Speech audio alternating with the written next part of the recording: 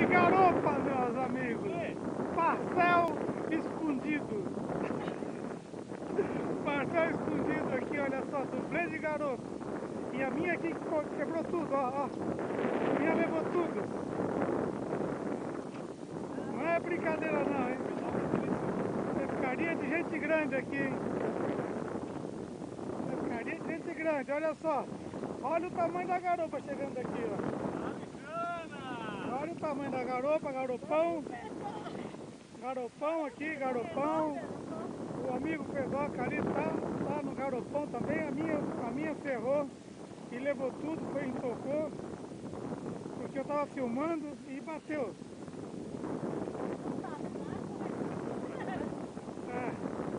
O peixe é muito grande aqui, o Pedoca já tá exausto, já pegou muito peixe hoje já, né? Mas bota, olha só a garopa, olha só, o peixe dele é grande, é muito grande.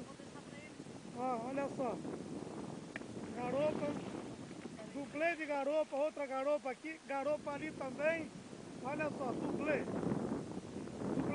Era para ter encerrado 3 garopas, mas infelizmente, como eu tava filmando, a minha escapou. Olha só, agora que embarcou a garopa ali, ó, uma garopa muito linda, garopão, olha só. Agora vamos tirar outra garopa. O Pedoca não tá querendo ajudar, não sei o que está acontecendo, entendeu?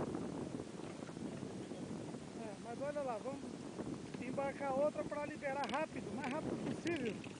Ver se a gente consegue liberar rápido as duas. Vamos liberar bem rapidinho, está embarcado também. Tá aí, olha o dublê.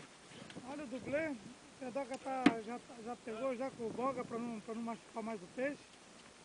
Tá aí, 2 peixes grandes. Parabéns.